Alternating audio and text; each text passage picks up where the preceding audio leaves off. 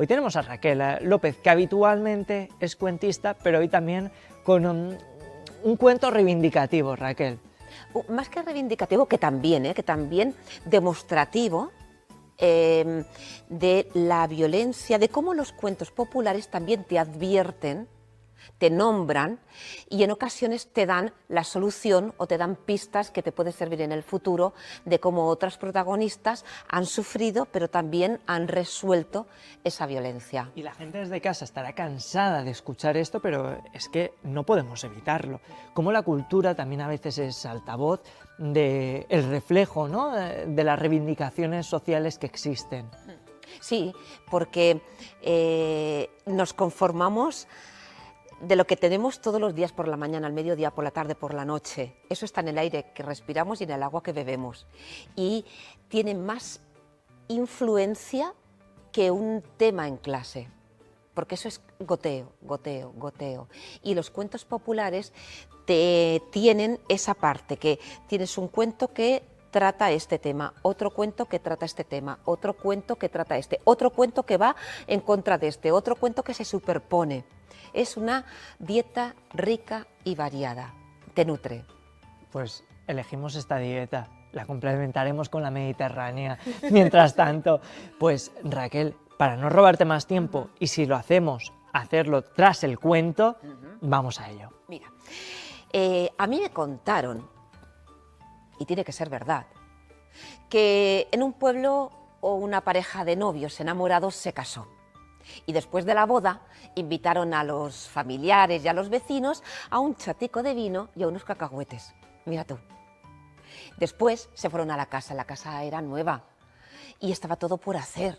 Así que el hombre se fue al corral a ver qué hacía con las conejeras y con las marraneras y la mujer se quedó en la casa y se fue a la despensa, porque era el primer día que iba a cocinar para su maridito. En la despensa había una cabeza de ajos, 2 cebollas, una hoja de laurel, un poco de pimentón y pan duro. Y la muchacha dijo, ¿y qué hago yo de comer? Pero enseguida se acordó de su abuela y dijo, ya está, voy a hacer una sopa de ajo, cebolla y pan duro. Y se puso en la cocina y ahí estuvo cocinando tan contenta diciendo, hoy el primer día que voy a comer con mi maridito. Y cuando tuvo la sopa hecha, avisó a su marido y la sirvió en 2 platos en la mesa. Y el marido se sentó a la mesa, cogió la cuchara, ¡uy, qué buena que está! Y la mujer cogió su cuchara y se quedó con la mano en el aire, mirando a su marido. ¡Ay, qué guapo! Y el marido seguía comiendo. Pues está buena. Y la mujer seguía con la cuchara en el aire. ¡Ay, qué suerte tengo! Cuando de pronto el marido dice, mujer, en mi plato hay un pelo. Y la mujer le dice, bueno, marido, se te habrá caído, quítalo y sigue comiendo. No, no, no, no. A mí no se me ha caído ningún pelo, se te habrá caído a ti mientras estabas cocinando. Ay, marido, que no, que yo tengo el pelo recogido en un rodete, no se me ha caído. Anda, pero mira, quítalo y sigue comiendo. Y entonces la mujer empezó a comer, pues sí que está buena. Pero el marido, serio, le dijo, te he dicho que este pelo no es mío, que se te tiene que haber caído a ti mientras estabas cocinando. Ay, pero hombre, no te pongas así. Venga, quítalo y tengamos la comida en paz. Que te he dicho que no, que este pelo es tuyo. Marido, ¿pero por qué te pones así? Venga, venga, anda, anda, come. Y el hombre, cuando se cansó de que su mujer le llevara la contraria, dio un puñetazo en la mesa, alzó el brazo y le dio un bofetón. Dicen que aunque esto sucedió de puertas para adentro, enseguida en el pueblo todos lo supieron. Y a las semanas siguientes, en otra casa, una mujer le dijo a su marido, marido, ¿te has enterado de que en la casa de los recién casados él le ha dado un bofetón a ella porque se encontró con un pelo en la sopa? Dice, claro que me he enterado, le dijo el marido, pero el pelo era de ella. No, marido, que el pelo se le cayó a él, que no, que el pelo era de ella. Te lo han contado mal, marido. El pelo era de él. Y cuando el marido se hartó, levantó la mano y le dio un bofetón. Semanas más tarde, en otra casa, mientras comían, la mujer le habló al marido. Oye, ¿tú te has enterado de lo que ha pasado en estas casas? De que se ha encontrado el hombre un pelo en la sopa y le ha dado un bofetón a su mujer. Dice, pues claro, si es que se le ha caído a la mujer un pelo en la sopa mientras cocinaba. Que no, que el pelo se le ha caído a él, que el pelo se le ha caído a ella, que el pelo se le ha caído a él, que el pelo se le ha caído a ella. Y en cada casa que se repetía esta historia y se recordaba, el marido acababa dándole un bofetón a su mujer. Dicen que un año más tarde, otra pareja de novios también se casó y que la muchacha que había oído esta historia mientras comían, el primer día que comían juntos, le dijo a su marido mientras lo miraba, marido, ¿en tu casa se ha comentado lo de este matrimonio, que él se encontró un pelo en la sopa y pues que le dio un bofetón a su mujer? Y dice, claro que en mi casa se ha contado. Es que a ella se le cayó mientras cocinaba. Ay, no, marido, en mi casa no se contaba así. El pelo se le cayó a él mientras comía, que era de él, que era de ella, que era de él, que era de ella. Cuando el marido se hartó, dio un puñetazo en la mesa y levantó el brazo. Pero en ese momento la muchacha se puso en pie y dijo, pégame, pégame que te lo devolveré. Y no solo eso, sino que me iré de esta casa, volveré con mis padres porque yo no quiero vivir con alguien que me maltrate.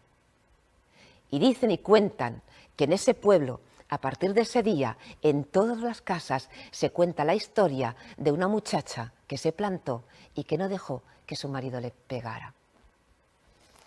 Iba a decirte que nos ha gustado mucho este cuento, pero diremos que nos ha parecido interesante, porque pese a que es un cuento, es una historia que se puede repetir en muchas casas y por eso no diremos que nos gusta, pero sí que nos parece interesante. Más parecería una historia de terror, ¿verdad que sí?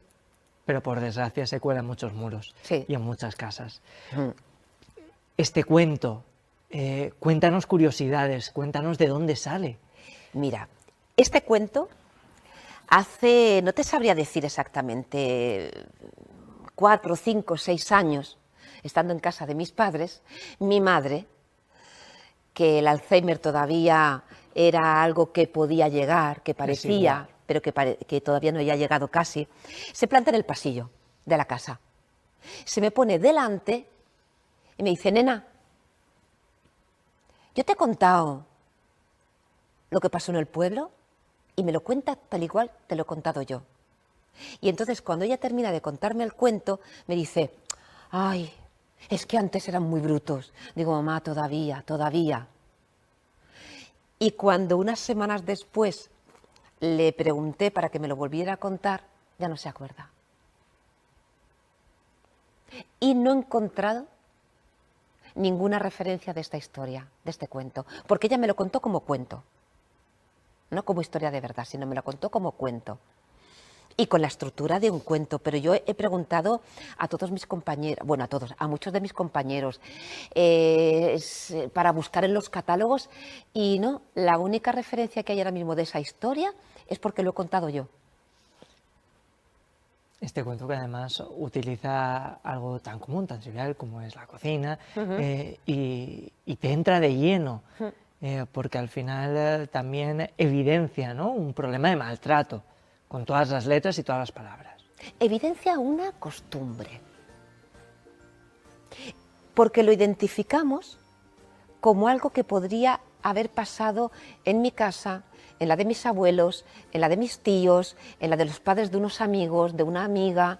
Es algo que reconocemos, es tan cotidiano, es tan doméstico, que por eso te da un pellizco en el corazón, porque más de uno podría decir, estás contando una historia que yo conozco. ¿Es crítica o advertencia? Las dos cosas. Está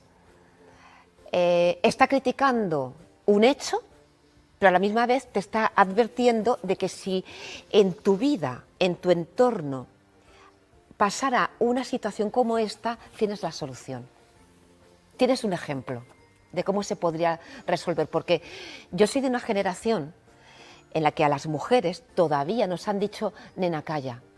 Nena, tú, que tengáis la cena en paz, que tengáis la comida en paz, que tengáis la fiesta en paz, que él esté tranquilo, porque somos de una generación en la que nuestras madres Cuando tú querías pedirle algo a tu padre, tu madre te decía, nena, tú déjalo de mi cuenta, que ya busco yo el momento.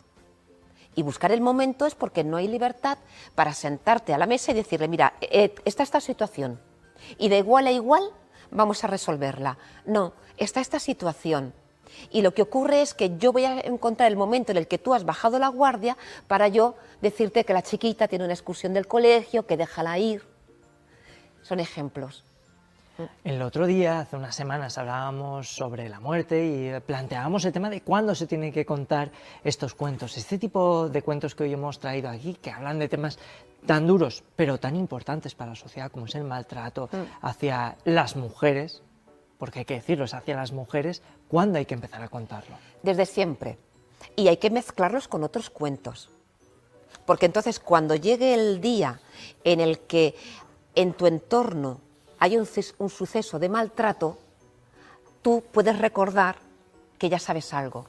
Entonces lo puedes ampliar, pero no es de golpe, tú no vas huérfano a la situación de maltrato. Tú ya tienes experiencias, sabes que lo hemos comentado muchas veces, que con los cuentos se aprende de experiencias ajenas. Entonces yo sé lo que han hecho otros protagonistas, tanto los buenos como los malos. Entonces conozco problemas y conozco posibles soluciones. Y sé que hay veces que termina mal, pero es que también sé que hay veces que nos salvamos. Y este es un cuento en el que nos salvamos. Oye, qué importante, y ojalá la vida real fuera también así como reaccionan los niños y las niñas a las que les cuentas este cuento. Mira, es sorprendente porque te los ves cómo tienen la cara contraída y cómo están expectantes. ¿Qué va a pasar? ¿Qué va a pasar? Y cuando llegas a la última muchacha, que se acaba de casar y se planta, de pronto el público respira otra vez. Es como si hubiesen detenido las respiraciones de todos los presentes. Y vuelven a respirar. ¡Ay, menos mal! Qué importante es seguir contando este cuento, por desgracia. Sí. Y aún así seguiremos haciéndolo, Sí. ¿no, Raquel? Sí. Porque es más importante que nunca hacerlo. Sí. Pues con esto nos vamos a quedar. Muchísimas gracias por estar esta tarde Como con siempre, nosotros. gracias a ti, Carlos. Y hoy más que nunca, porque, oye, que los cuentos cargados de reivindicación no son menos cuentos, yo creo que son más cuentos que nunca. Sí. Muchísimas gracias. A ti. Cuento contado, cuento acabado.